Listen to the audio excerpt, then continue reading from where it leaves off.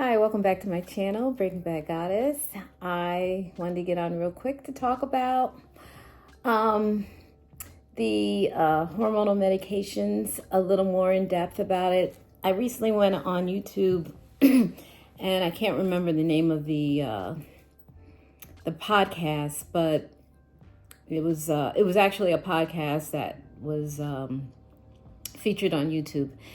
And the gentleman, he was a British gentleman, and he talked about the different medications like Semaglutide and Mounjaro, all the weight loss medications. And he was talking about his own personal experience and how successful it was for him.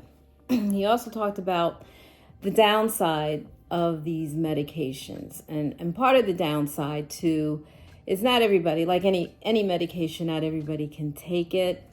Some people are going to have more severe side effects. But I would say the vast majority of people, especially those who are really had many years of struggling with obesity, for most people, it works. And these drugs aren't brand new. They are originally FDA approved for diabetics. It's just very recently, I would say within the last year or so, that they've been approved for weight loss. And they're very effective. There's just no doubt about that. They're very effective. They do work. But the concern is the long term. And nobody knows the long term in terms of 20, 30, 40 years out, what this can do to your body long term. And so for a lot of us, you have to weigh the big question mark about what these drugs can do long term versus what any disease process can do long term. Now, for me personally, I chose the medication because in my estimation, for my particular situation, I was diagnosed pre-diabetic. And so for me, the long-term effects of diabetes was much more concerning for me than the long-term effects of the drugs. Because I know what with my medical background, I know what diabetes can do to your body. Diabetes is a real destroyer. It's an overrun of sugar, unregulated sugar in your body, and even with medication, it can really run havoc on your health. In fact, in that podcast, the gentleman talked about whether the effects of diabetes being even worse than HIV. He actually said that he would prefer to have HIV as long as he had access to the medication than to have diabetes. And I kind of agree with him because I've seen what diabetes can do to the body. It hits every end organ on your body. You can go blind. It attacks the eyes. It attacks the kidneys, where you can go into kidney failure.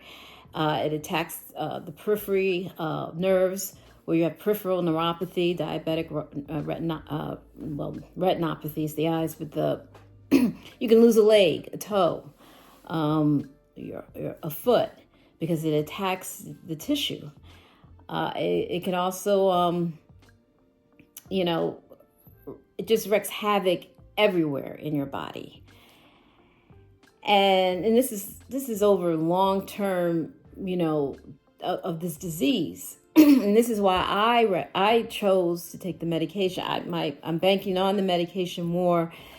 I'm more fearful of the disease process, put it that way, than I am of the possibilities of the long term effects of Mounjaro or Semaglutide. Right now, I'm on a low maintenance dose, and I feel great. First time I've been able to keep the weight off for as long as I have been able to keep it off.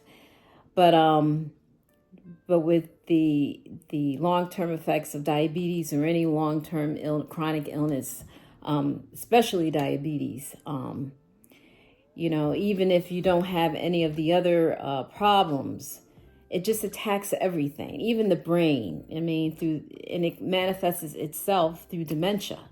You just have an overflow of sugar in your brain, and that can lead to dementia. They even think dementia is considered the third diabetes because of that. So it can really wreak havoc with your health long term. And that's what I had to weigh. I said I had to weigh the long-term effects of obesity and diabetes versus the long-term effects of this drug. And so I made the personal choice of taking the drug. And I don't even know if I'll need it long term. I'm more than likely will, at least some form of it. And who knows, the technology and the studies on these drugs are advancing quite quickly. I've even seen that a new drug is coming out.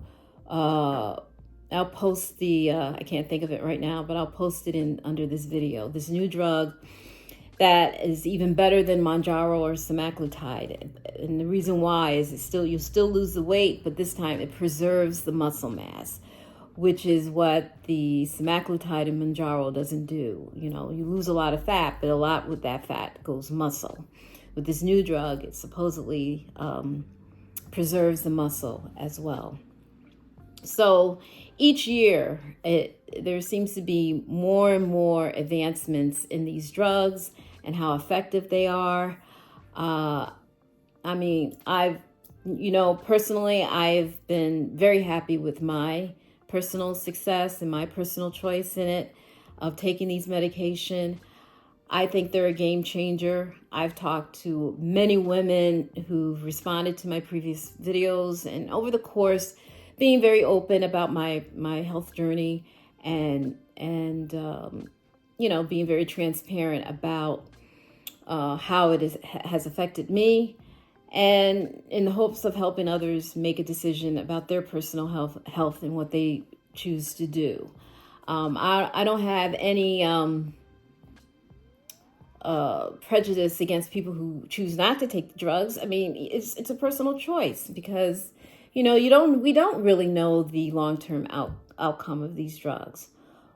And it's a gamble. You really have to weigh the odds of whether it's best to do it or not to do it. And some people choose, well, I'll just do it the way that I think will work for me personally through diet and exercise. And if you can do it successfully, then I suggest you do that. I even like the idea of fasting. I do a fast as well as take a low dose. I think fasting has always been very successful. I think fasting and this drug works optimally because you don't have the appetite in the morning. I usually don't have much of an appetite in the morning, so I usually delay my first meal until about 11:30, 12 o'clock. So I'm already anywhere between 16 to 18 hours of fasting by then. And I think that has contributed a great deal to my maintenance, as well as taking an increase in protein drinks, water. I take the protein from the Optavia program. I think it's got about 24 grams. It also comes with an amino acid. So for me, it's nice. I'm doing all three things, and that has helped me maintain my health without feeling like I'm depriving myself, because I still go out and eat socially. I have a drink or two. Funny thing with these drugs, you don't feel like drinking. And not that I was a heavy drinker before these drugs, but if I went out socially, I can have at least 2 to 3 drinks if I'm out with my friends. Now I might have 1, 2 at the most, and usually by that second drink, I can't finish it anyways. So it's like 1.5 drinks normally if I go out socially. Other than that, I just really can't overindulge in anything, whether it be food or drinks. And I feel that that's been, a huge game changer for me, to be able to still enjoy life, but keep it under moderation, just staying moderate with my so-called indulgences. And it's worked perfectly. I make sure that, my weight doesn't fluctuate too much, 3 pounds above or below my ideal weight, whatever that is in my mind. And, as long as I stay within those parameters and I don't swing too heavily one way or the other, I'm good. I feel like this is one of the best medications out there for people who truly are heading into really bad health, whether it's diabetes and autoimmune disease. I think that personally, it's really up to you to weigh your options long term or within the immediate, future. You just have to make that decision for yourself. I decided to err on the side of the medication, and so far, I feel great about my decision. I feel that it is one of the best decisions I've made for myself. I think I even said in a prior video that to me it was really an act of self-love to be able to give myself this second lease on life and to avert one of the most devastating diseases anyone can have, which is diabetes. I feel like I've just kind of, gave it a curveball. People say you cheat. I cheated. If I cheated anything, I cheated a disease process that can really wreck my health. And for that, I'm all for the cheating. But anyways, I just wanted to share that bit of my journey and hope that I continue to inspire other people who are weighing the cost of one way or the other regarding their health.